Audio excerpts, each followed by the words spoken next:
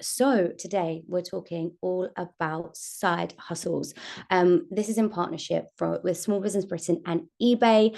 We're going to help you along the transition of going from your side hustle to a main hustle. Maybe you're thinking of starting a side hustle, or you want to turn that into a full-time business. We know the majority of small businesses are actually started as a side hustle. So we're here to help you today. We've got about 20-30 minutes at the start from Kirsty Hayward MacDonald, who's going to be talking about the transition, offering some reassurance on managing this, and also a big focus on the financial considerations you need to take. And then for the next 10 minutes, we're going to have a real life success story, which is really exciting. We've got the lovely Sheena, who runs luxury designer bags on eBay. She actually started as a side hustle and now runs as a full-time business. So we've got lots and lots of great advice for you today. We're recording, so don't worry if you miss out on anything. We will send this in your email box, and you'll receive a copy along with any resources mentioned today as well. And then at the very end of today's session, we'll be doing a 10-minute Q&A. So please put your questions into the Q&A section, and I'll ask Kirsty and Sheena all of your questions. Kirsty, over to you. Good morning. Thank you very much for that introduction. Let's get on to the first slide. So I'm Kirsty. For people with visual impairments, I've long brown hair, glasses, and I'm wearing a white shirt with black stripes today. I wear many hats. As an accountant, I'm also a mentor and entrepreneur. But today I'm representing my company, Hayward MacDonald Accountancy Services.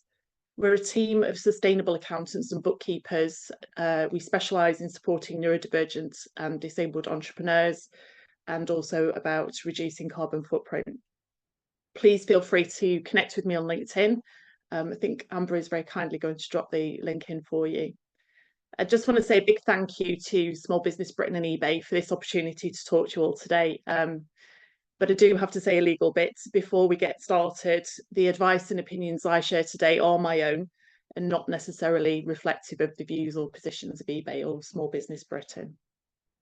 So we just get that legal bit done. So do you know of any well-known brands that started off as a side hustle? If you can have a think about that. Some examples of side hustles would be selling things, for example, at car boot sales, or perhaps an auction, or an online platform, doing casual jobs such as gardening or food delivery, perhaps babysitting, charging other people for using equipment or tools, hiring things out, perhaps renting out part of your home, car parking space, room, that kind of thing, and creating online content, for example, on social media. Those would be some examples. So some companies I want to talk about that might surprise you that started off as a side hustle. Yankee Candle started, there was a 16-year-old called Mike Kittredge, and he made a candle out of crayons as a gift for his mum.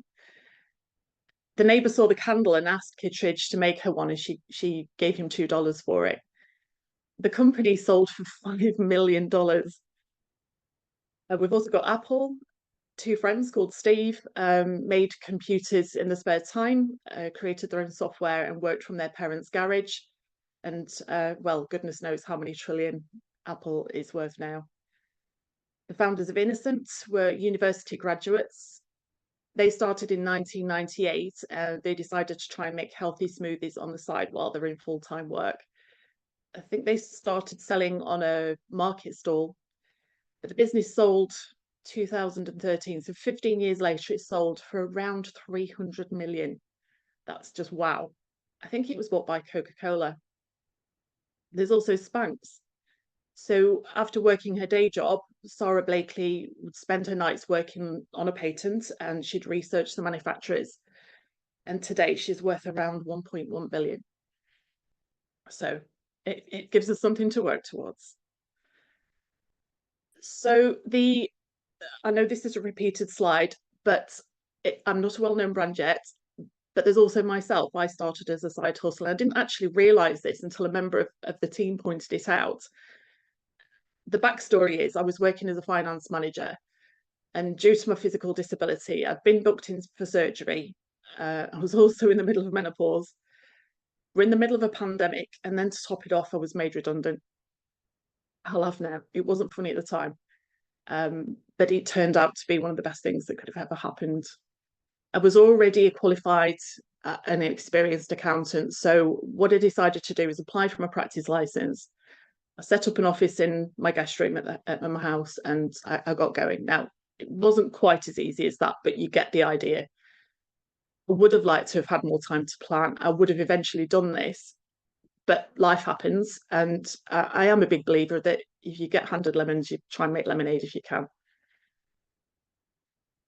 So, being made redundant and my disability was mentioned as a factor, that also gave me my vision. I wanted to build a disability inclusive business. I wanted to show it could be done. I wanted to show it could be profitable and also sustainable. So with the lowest possible carbon footprint, something I'm really passionate about. Now, I did take a part-time job for the first year to pay the bills while the business got going. Not gonna lie, things were tight for a little while, but 3.5 years later, here we are. We have a small team. 75% of the team have declared a disability and or on neurodivergent, and we now specialise in supporting disabled and neurodivergent clients. We've also worked really hard on our carbon footprint and reducing it, and really proud that we submitted our B Corp application 2 weeks ago, and we received our first sustainability award last week, which was a global one. So super proud of that. It's taken us 2 years to get there, a lot of hard work, but super proud that we've managed to do that. I do want to thank Small Business Britain for all their support. It's been absolutely invaluable. We were one of the Small Biz 100 last year, and I can honestly say it's opened doors I would never have imagined. So a big thank you for that. So what things are we going to cover in the webinar? We're going to cover what is a side hustle, taking the leap from side hustle to full-time business, just things to consider. Digital sales reporting, so busting this new side hustle tax myth you might have heard of.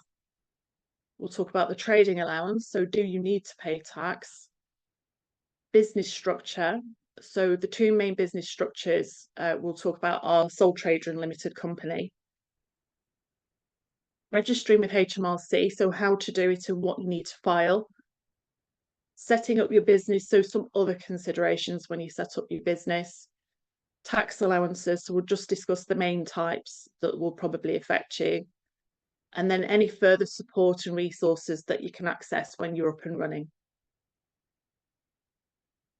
So how many people have a side hustle in the UK? Just drop an emoji in the chat if you've already started your side hustle. Just be interesting to see. An interesting fact, a survey from 2024 from Finder suggests that a whopping 43% of people in the UK have got a side hustle. Like, wow. So why might you have started a side hustle? I'm sure we've all got different reasons, but I think the main ones are financial security. So many people turn to side hustles for extra cash. The extra income can help pay off debts. You might want to build a savings pot or just keep up the cost of living, that it's, obviously it's rising all the time. If the side hustle starts bringing enough to replace your main job, it can become a tempting option for this financial security to actually make this then a main hustle. You might be following a passion, so many side hustles start as hobbies. You might have monetized a hidden talent that you found, and you might enjoy doing that side hustle so much that your main job might actually feel quite dull in comparison. And the chance to turn your passion project or something you really enjoy doing into a full-time career can be a real motivator. Also, greater flexibility. So side hustles often offer more flexibility with hours and scheduling. Obviously, you have to work around your clients and what they need.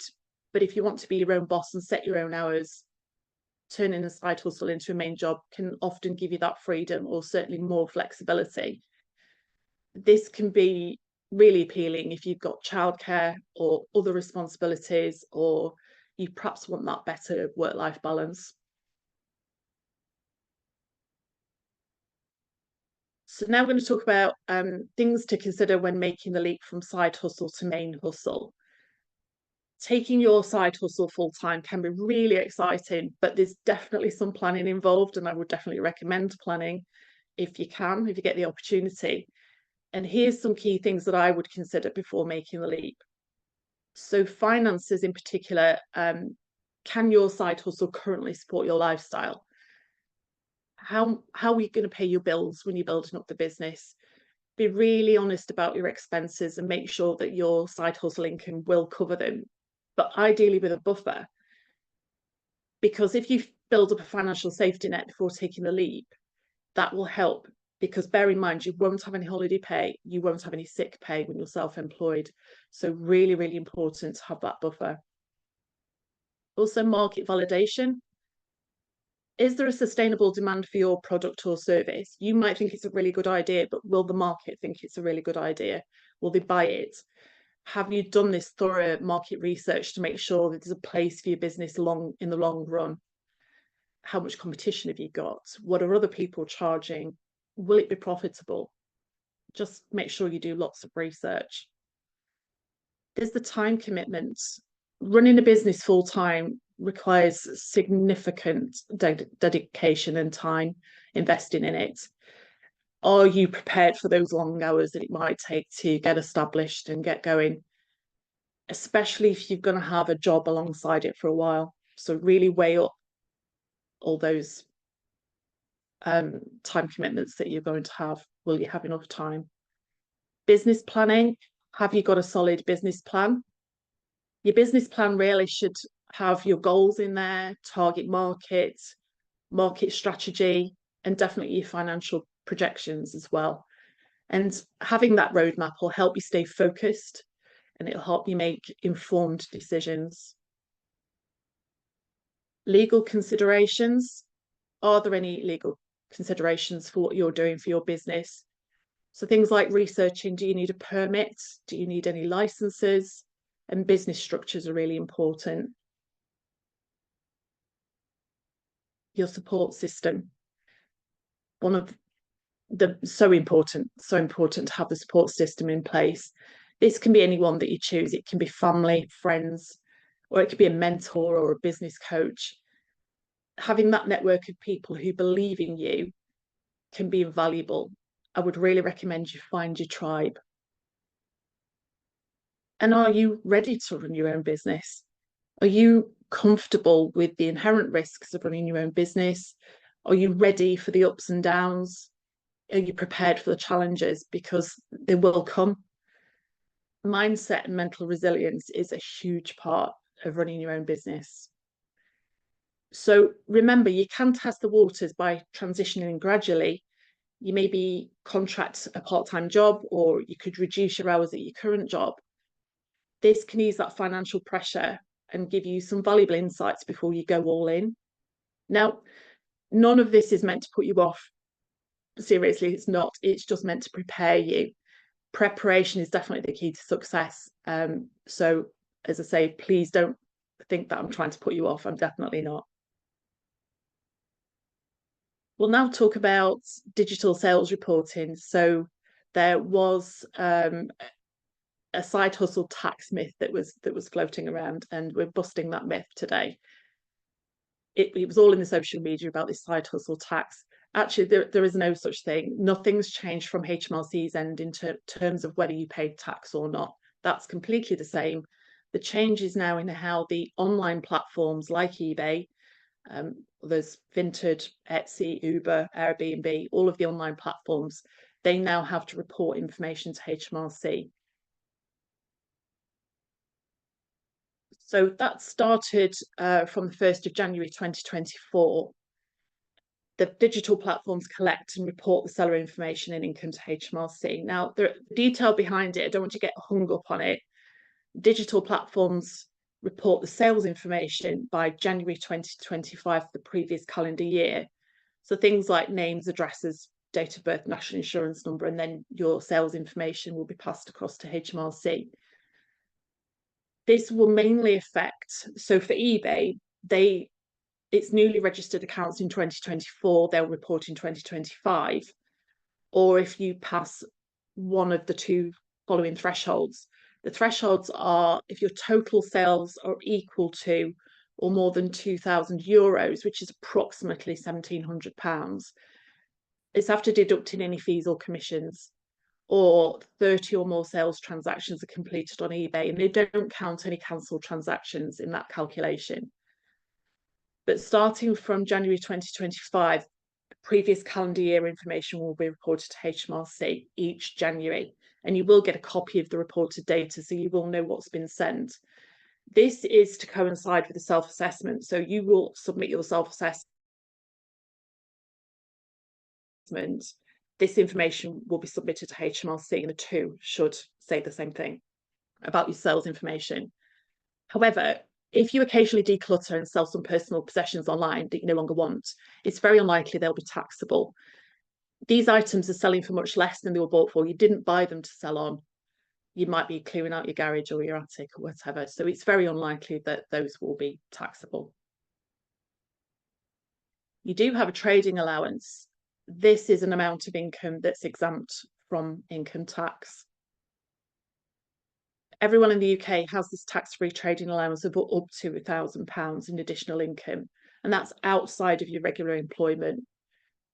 This means if you're employed full-time by a company and earning less than £1,000 from your side hustle, you probably won't have any additional tax obligations, because obviously you have your personal allowance, which we'll talk about as part of your employment. So the question is, have you made £1,000 or more from selling goods or services on top of your employment? There is a link to check to the government website, and it'll ask you a few questions. I think we're going to drop the link in the chat. If you aren't sure, it'll ask you a few questions, and at the end, the HMRC website will tell you whether or not you need to register and pay tax. Now, the key point to remember here is the allowance runs from April the 6th to April the 5th, so that tax year. But you can't claim both the trading allowance and your actual business expenses. You have to choose one or the other. We'll talk about business structure. So you've got to the point where, yeah, okay, you need to register. Which business structure should you go for? There's a few steps you need to follow, so we'll break those down for you. The ones we'll talk about today are sole trader and limited company. Both have their benefits, so we'll just talk about that a little bit. For a sole trader, the pros, it's a much simpler setup. It's easier and cheaper to establish compared to a limited company. There's a lot less paperwork involved, and you have sole ownership and control of your business. All the decisions, all the profits, you have sole control over it. Some potential cons are there's unlimited liability. So you're personally liable for all your business debts. If the company goes bankrupt, your personal assets are at risk. So that's a con. Possibly limited growth potential, not always, but possibly. Raising capital can be difficult because you can't offer shares. So it might not be ideal for attracting investors. And rightly or wrongly, often we see that sole traders have less credibility. So you might be perceived as less professional or established compared to a limited company. I know that's probably not the case, but that is how you're sometimes perceived. Limited company, the pros, your personal assets are protected from business debts. There is a caveat to this, as long as you don't sign any personal guarantees. If you sign those personal guarantees, you're kind of waiving that protection.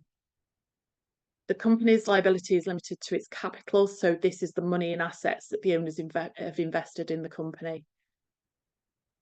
Again, rightly or wrongly, you might be seen as having greater credibility, often seen as more professional, trustworthy, especially if you're trying to attract investors or large contracts.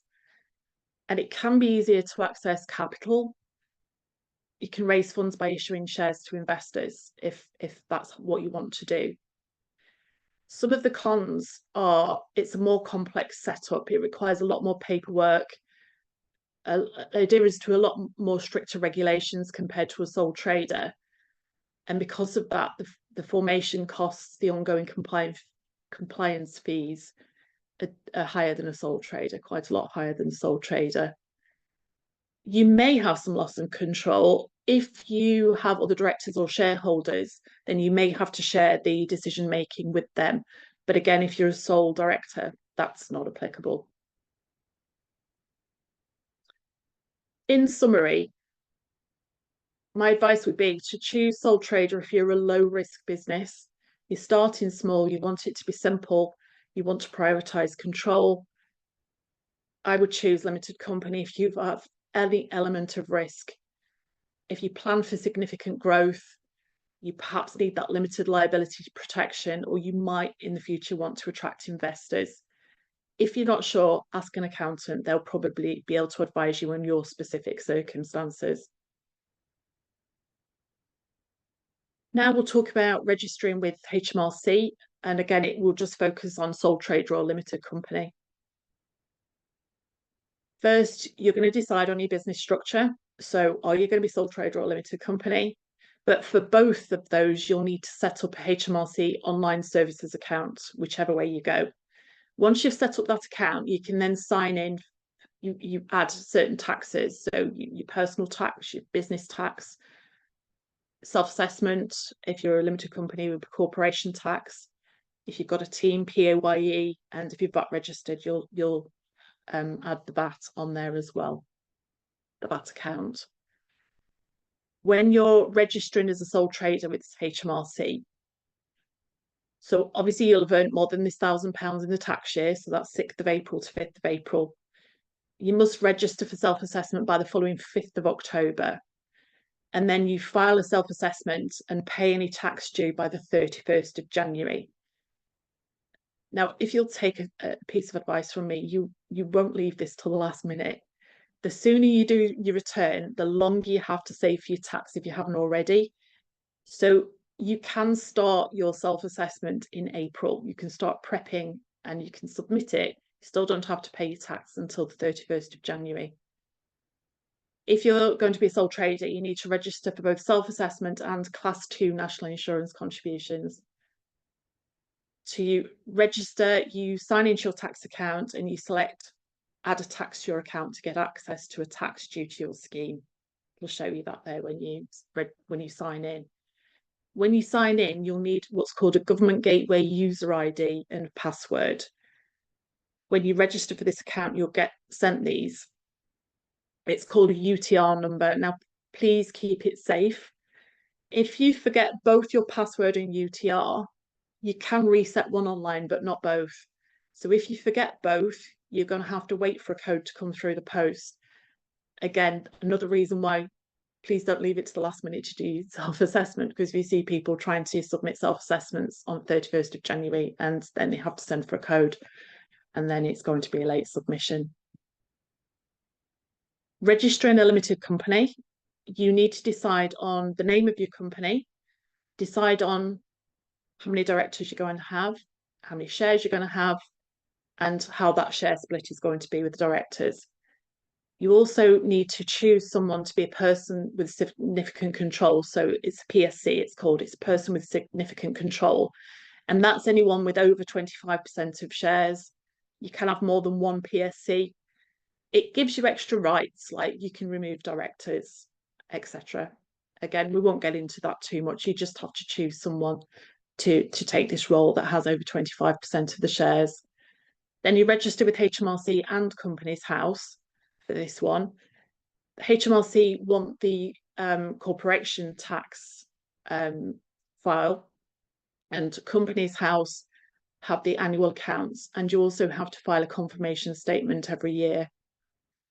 When you file these annual accounts, your tax is due 9 months and 1 day after your year end. So you need to have filed by then and also pay your tax by then.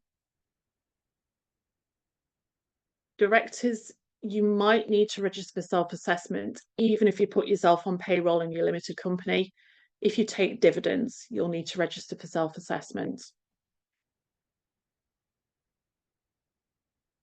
Now we'll look at some other considerations when you're setting up your business. I would say things to think about are insurance. So examples of that would be public liability, if you have a team, employer's liability, perhaps product liability, professional indemnity, which is usually for services, other things like business interruption, buildings and contents, if you have property, cyber insurance is another one that's quite important. If you're creating a team, that's a webinar all on its own. HR, payroll regulations, etc. Your accountant can help you with payroll and payroll regulations, but again, you need to make sure that your HR is correct, is right. There's a lot of legislation there. You might need to register with the ICO if you're collecting client data. I do apologise, my battery's going, I just need to plug in. There we go.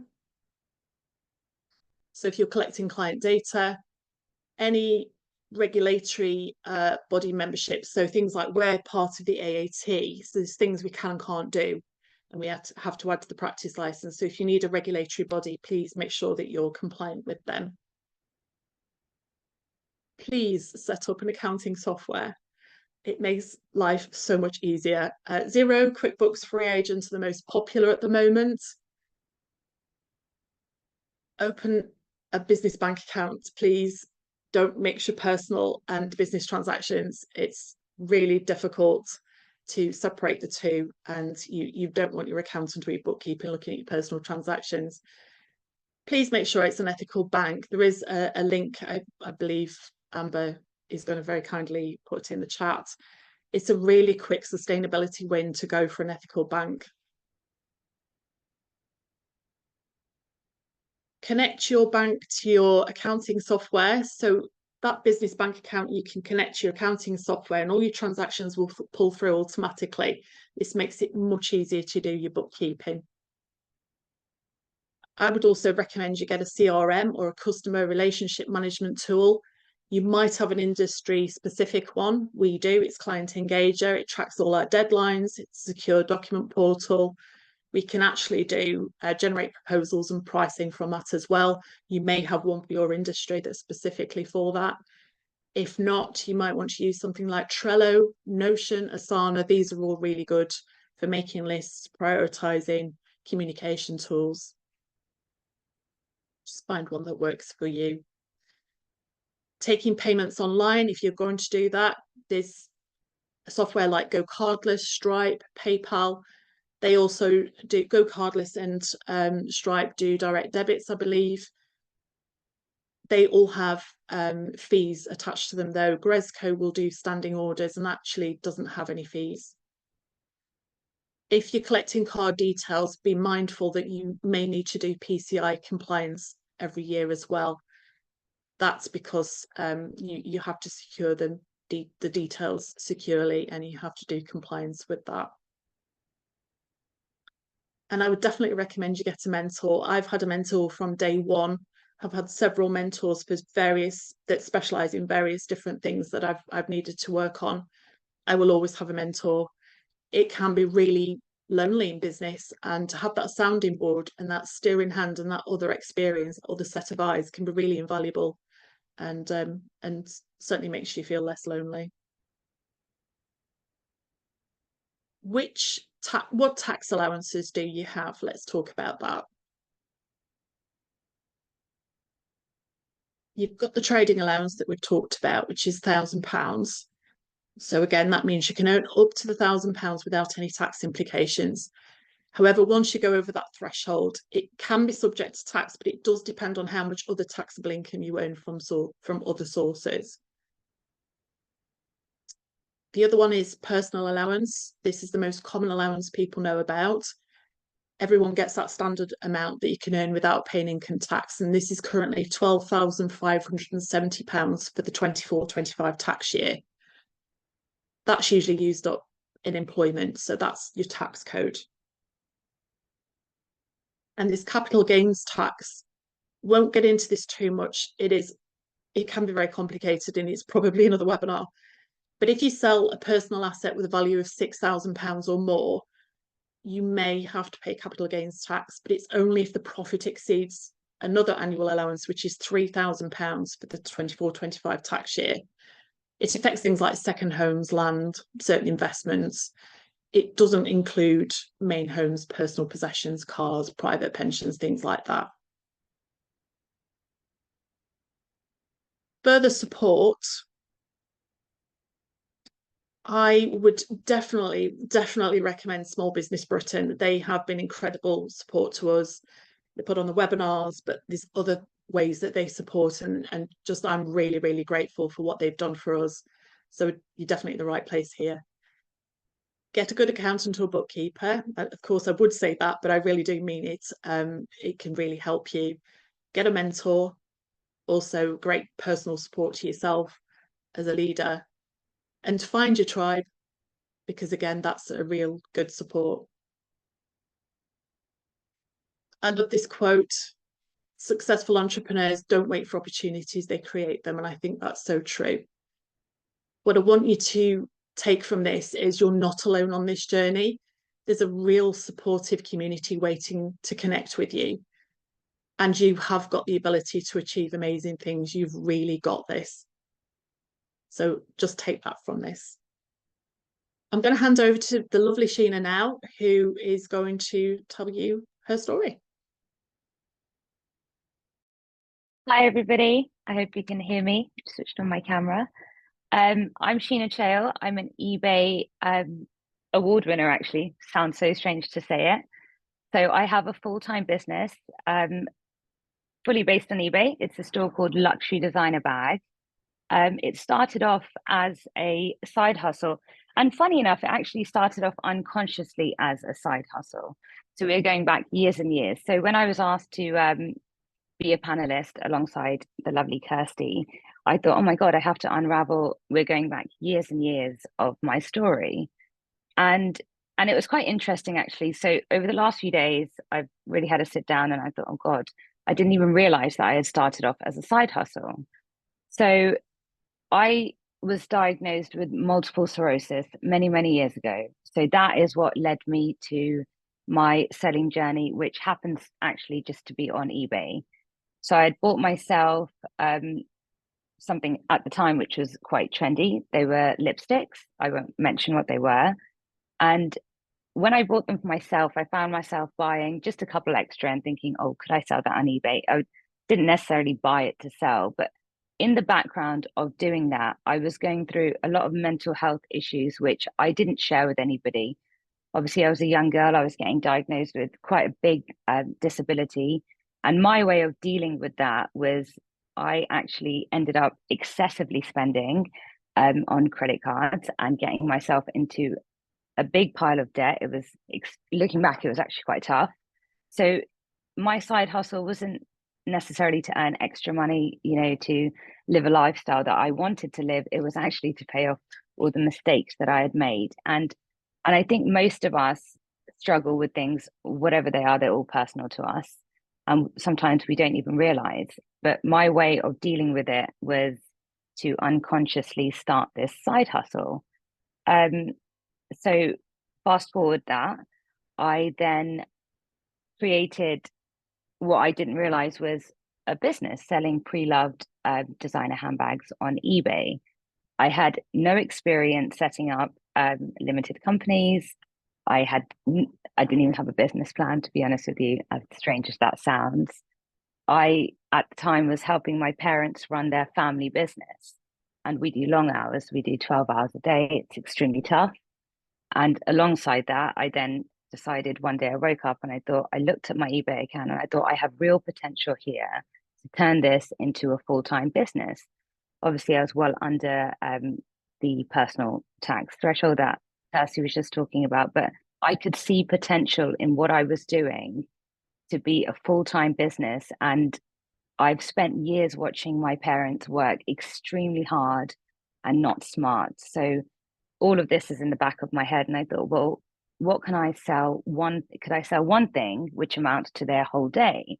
But how do I do that? But I was already along the right tracks by having to essentially sell off everything that I had bought on these credit cards whilst getting diagnosed with multiple sclerosis. And when I started to see that those items were selling, and they weren't selling at a profit, they were selling at, obviously I bought them and I had to quickly sell them off. My mum looked at me one day and she had said to me, but what if you sold sustainable pre-loved handbags? And I said, oh, that's not going to work. And I started off with a few and it did work. So at that point, I thought, let's turn this account into a business account on eBay, which is what I did. No experience. I had no idea how to operate an online business. And fast forward 8 months, I was VAT registered. So that was pretty daunting. I'm alone in my business. I wish I'd listened to Kirsty's webinar way back then.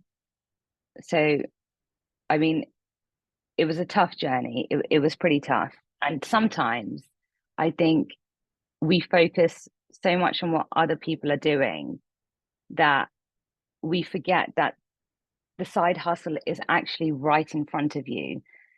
You know, it might be a pen that's in front of you. It might be selling your phone. It might be starting off selling your clothes. I know eBay have just introduced no fees for selling your clothes. That's not me selling eBay, but if that was the case back then, it would have been great. So I think when you're looking to start a side hustle, just look at what's in front of you rather than, you know, a lot of people waste their energy looking on what is that person selling and it made them successful. Maybe I should try that. But when you waste that energy looking at what other people are selling, you take away from what you could potentially be doing. So those are really important things. So looking back, when I've unraveled all these years, I did realize that I never actually wasted time looking elsewhere. You know, I didn't use up that energy. I have very limited energy. We all have very limited energy, but it's very, very important to look at what's available to you to keep your resources. You know, when you start a business, you want to buy the best everything, packaging, you name it. But my advice would be to keep your finances in order, spend wisely. You don't need to waste money on the best packaging and, you know, the best labels. Just make do with what you have. That's what I did. So my business is now 3 years old on eBay. And I mean, it goes from strength to strength. And funny enough, like in a reverse situation, now my parents' family business is my side hustle. So it's kind of switched roles. But I mean, it's all about working smart and not hard. So I wanted you guys to take away 3 very important quotes that I absolutely stand by. And obviously, I must have missed out so many things in this webinar, but you're welcome to contact me and speak to me about them. But I wanted to share these 3 quotes, which Kirsty will now share with you. And I live by these. So energy wasted on what others are selling is energy taken away from your future. Extremely important. Constantly comparing yourself to others or getting caught up in their achievements really, really will hinder your own. I mean, and you have to make so many sacrifices along the way. I didn't have a social life, anything, but just please don't waste any energy. Otherwise, you're taking away from what you could be doing. So that's very important. The next quote, which also is something that I absolutely live by, is find your niche and not somebody else's niche. Now, that's really, really important because you have to carve out your own success. I mean, it's good to be inspired by other people, to get ideas, but it's your passion. It comes from within you. And when you sell from your heart, so with my business, what I sell, I've always stuck by, would I wear it? I want to sell it, you know, and that worked for me. So it's really important that you just look at your own niche because you'll be surprised. And that's where you find your passion. And so the next quote, which is the last point, is what you're usually looking to do is right in front of you. Now, I've been there many, many years ago, scratching my head, getting diagnosed with multiple sclerosis, prodding, you know, MRI scans, you name it, they were all there. And at one point I thought, oh my God, what am I going to do? I'm going to grow up. I've got multiple sclerosis. My options are limited. Where is my life heading? It was right in front of me. I was already doing it. I was excessively spending. I was having to sell off what I had bought, but it was right there. It was literally in front of me. So it's really, really important that you take that on board. So yeah, any other questions, please feel free to shoot us with them, and obviously we're going to answer all of them. So yeah, thank you guys. Sheena, amazing. Thank you so much. So inspiring. I feel like lots of businesses can totally relate to your story. Even Kirsty said at the start, you didn't realize you started your business as a side hustle either. Great. We've got loads and loads of questions coming in. So I'm just going to go straight in, if that's all right with both of you. So, Kirsty, I think just taking it to the very start, you mentioned about the £1,000 that is not taxable. There was a question in the chat, so if you could just clarify, they asked if the £1,000 is presumably profit, not sales. No, it's sales. Okay. Interesting. Yeah, so as soon as you've hit that £1,000 sales, because up to the £1,000 you can't claim expenses, so it's that's not relevant. You have to pick one or the other. So £1,000 up to £1,000 sales. Okay. Without taking any expenses off. Cool, thank you. And also just to the start, when you're talking about business structures, there's quite a lot of questions here. So first one is it easy to go from a sole trader to a limited company? I'm in the stage of starting my business alongside a part-time job, but in the future, I'd like to scale this up. And it sounds like limited company is the best option for me. So is it easy to make that switch? It's not too difficult. Yeah, you can make that switch. You can go from sole trader to limited company. Yeah, it's not too bad. Amazing. Thank you. Sheena, I had a question for you in the chat. So Mike has asked, how do you source your items? He doesn't mean specifically, but just in general, because this is one thing that he finds quite time consuming. Oh, okay, yeah. So I do get asked this question quite a lot. So with my store, obviously they are all handbags. I can't mention the brands, obviously legal reasons, but so mine's extremely tough. So I have to source each item individually. It takes hours. I mean, hours. Obviously I know people, they want to give me their handbags, so that's the easiest way of sourcing them.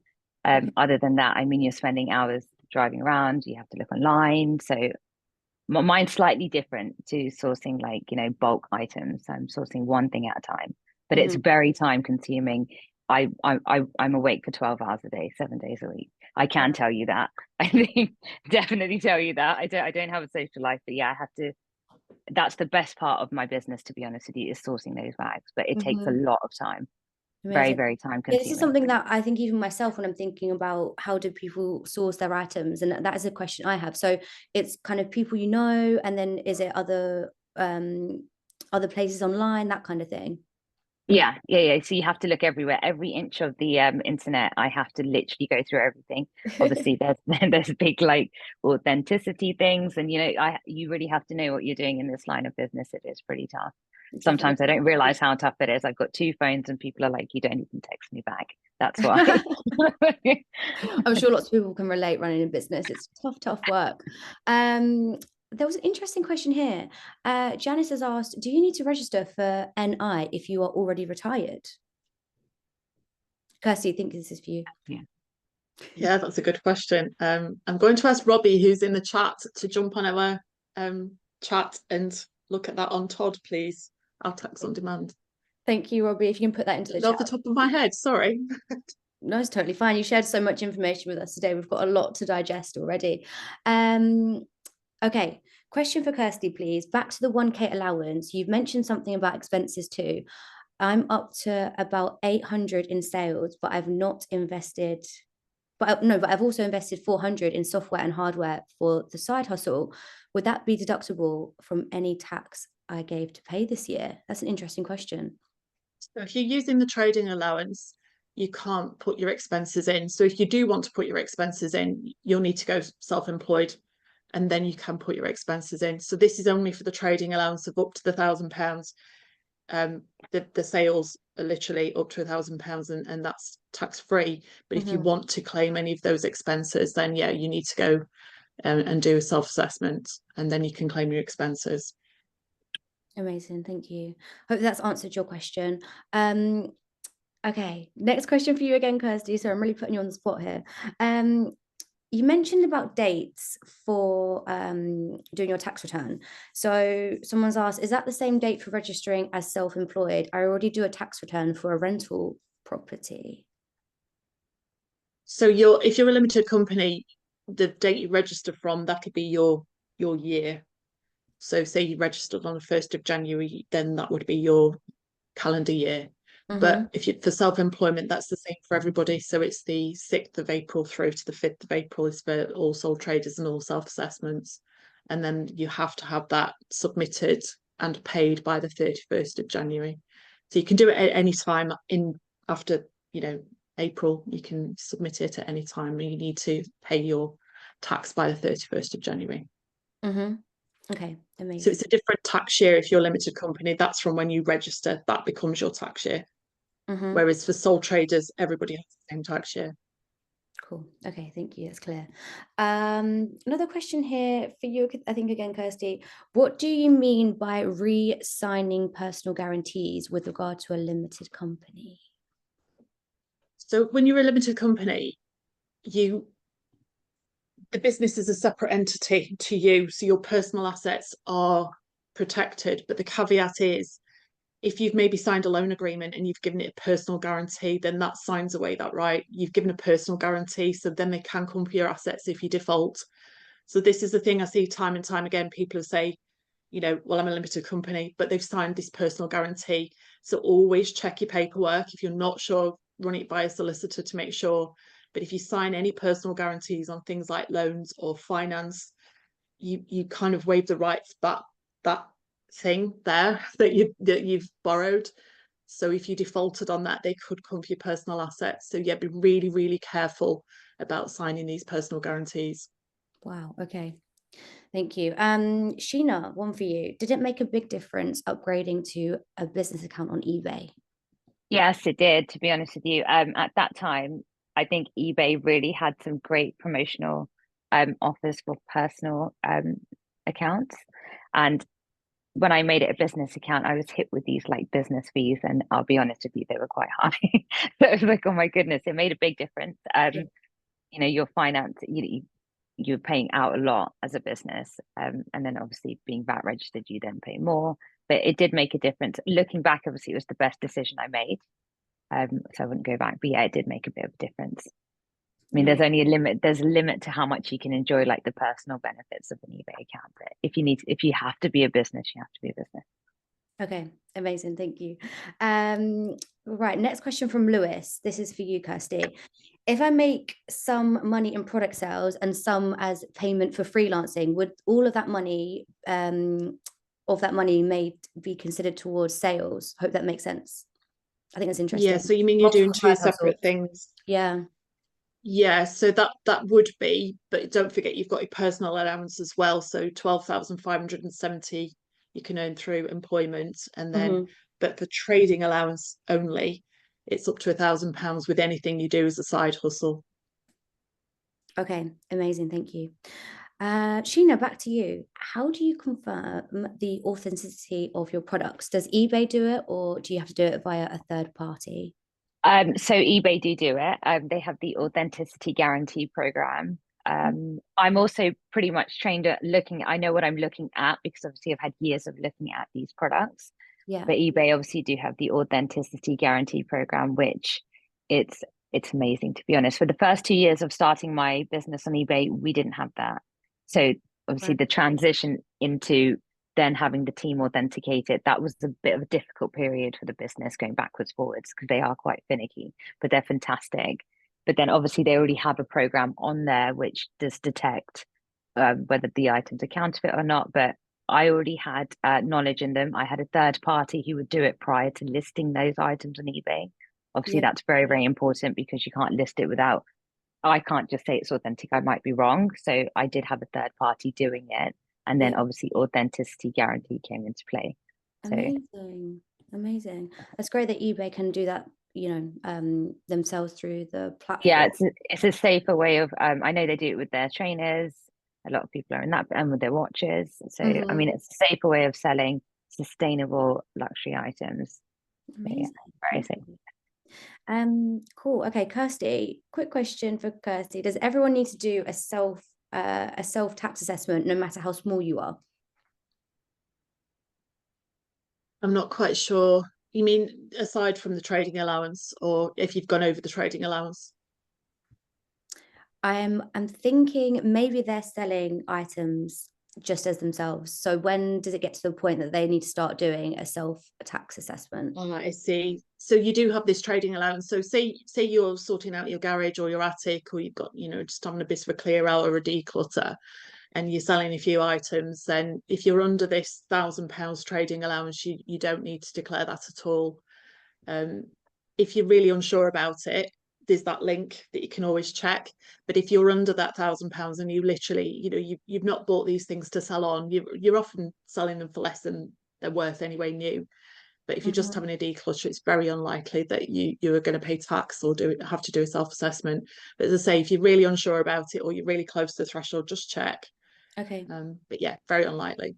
And how do people check? Should they talk to an accountant, or can they easily look online? So just track your sales. If you're selling an awful lot of things, just track them. You can even just track that on a spreadsheet. Just set it up and then put down your sales sort of every time you have one, and then just tot it up over the year and see where you're getting to. I would do that. Amazing, thank you. Sheena, back to you. Lots of questions around the eBay authenticator. So is it free or is there a cost for it?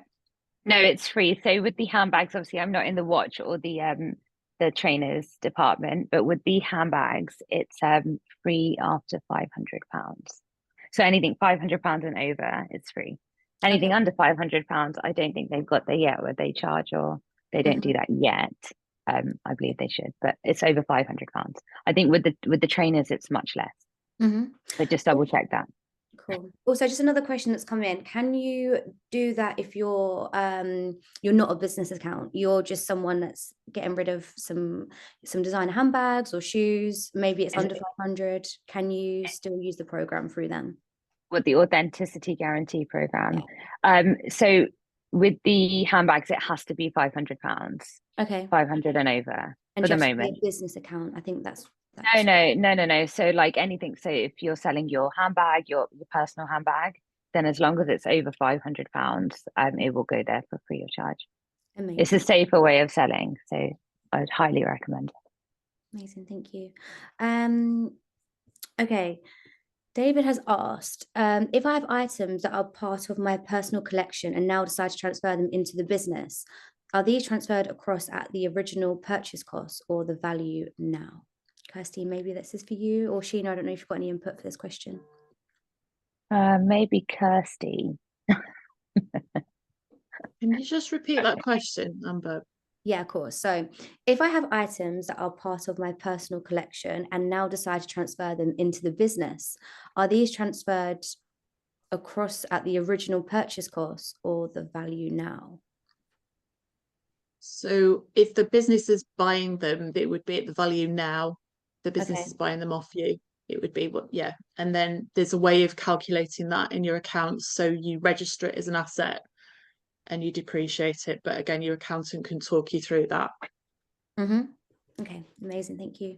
Okay, we've only got 5 minutes left for questions. So if you've got any more, please put them into the chat or the Q&A and we can quickly go through them. Right. So Sheena, this might be for you if you can answer it. I have been charged VAT from eBay. I have already paid VAT to the supplier for that product. How do I claim that back from eBay? So wait, so eBay charged VAT? Is the seller outside of the United Kingdom? Like, was there? They haven't specified, but if you are, please put that into the chat so we can help you. Is it a difference if they are outside the United Kingdom? Yeah, because I know sometimes with our business, when we do global shipping transactions, VAT comes out automatically from the sale, and then the accountant has to claim that back because we don't pay VAT on international sales. So that's why I'm wondering, because I know when I started the business, I had to contact eBay and say, "Oh, you've just taken back." So that's then are you able to get it back, or? Yeah, you are able to get it back, but your accountant has to do it for you. Okay. That's why I'm wondering, is it an international transaction? Because they take it on the international and they're not supposed to. It's a bit confusing. If it isn't an international transaction, will eBay take that? And can you take that back? Can you claim eBay shouldn't really, if it's not an international transaction. I would advise to get a hold of them. They are really helpful, but they shouldn't be taking that twice. So like with my items, it will say there is VAT on the item. It's 17%, 16.67. Yeah, I So think I it would sounds like contact it's an international transaction. Yeah, I would contact eBay. If it's international, then your accountant can help you out with that. Yeah, eBay are great as well. There's always people on hand. They're so helpful. Yeah. Cool. Okay, I had a question here for you, and I just lost it. Oh, Kirsty. Are there any free business bank accounts? They used to take a percentage of payments in. So you can get a metal account, and you can also get, that's a free business account, and they're really they're quite ethical. And you can also get free agent free with that. So if you have a metal account, or I think it's any NatWest account, you can get free agent, which is an accounting software, for free with that. Amazing. Lots of questions. If this is being recorded, yes, it is. We will send it directly to your email box this week. So if you've missed out on anything or want to catch up, don't worry. There, you can always do that. It'll be hosted on Facebook and YouTube as well. So it'll be there forever and ever. Right. Next question, Kirsty, again for you. What is the threshold for Class 2 national insurance contributors? Sorry, it's quite a niche question. When I asked Robbie to pop that in the chat, because it's just completely gone out of my head. I was just thinking as well for the other banks, Starling is also a free bank. That's a very good one, and that's quite ethical as well. So if Robbie could just support me on this national insurance one, because it's just completely gone. Menopause brain. Totally fine. We have put you on the spot, Kirsty and Sheena, so no worries at all. Okay, I think we've got time for 2 more questions. So Gemma has just put into the chat, we have an accountant but pay a very basic package for end of year account submission to Companies House. We are finding communication with our accountant very minimal and frustrating, if honest, and wanted advice on if this is normal or if it's more like with a solicitor and you pay for the hour for any extra advice or information from them. Well, there's different ways that different accountants work. So some accountants will do a one-off fee for your annual accounts, and you basically just you do all your bookkeeping, you send your accounts, and they'll do the annual accounts for you. Some like to do a monthly fee. They'll do all your bookkeeping, and you'll align that fee, so you'll pay one monthly fee, and by the time you come into your annual accounts, it's all paid. In terms of the service you get from your accountant, we all do things differently. The way we do it is we don't think one size fits all. So this is why we specialise in working with neurodivergent and disabled entrepreneurs. We do an accommodation plan, and we communicate with our clients probably weekly, if not monthly, and we tailor that support to what they need. We all do things very different. So we don't think one size fits all, but some accountants do, and that's absolutely fine if that's the way that they work. And so you need to pick someone that works in the way that will work for you and with you. Amazing, thank you. Okay, I think we have come to the end of the session now. There are a few more questions trickling in, but please do email us at hello@smallbusinessbritain if you want any more help or advice. I'm sure we can connect you with Kirsty or Sheena as well if you'd like to speak to them and pick their brains. I want to say a massive thank you to eBay for making today's session possible. It's been super helpful. As I said, this is going to be living on Facebook and YouTube. We'll send you the recording as well, so if you need to catch up, you can always do so. I know there's been a lot of advice given today. Kirsty, Sheena, any final words before we wrap up today? Kirsty, I'll go to you first. Good luck, everybody. Good luck, everyone. If you need any help, give us a shout. Yeah, I would say Small Business Britain are absolutely amazing for support. So you're definitely in the right place. And I just want to say massive thank you to them. And if you need any help at all, just please feel free to connect with me on LinkedIn, and we can also book in a virtual brew or something if you need any advice. Virtual brew with Kirsty. I love that. I might do Virtual that. brew. Cool. Thank you so much, everyone. We'll be back with more help and support alongside eBay. So do keep an eye on your emails, and we'll see you all very soon. Bye, everyone.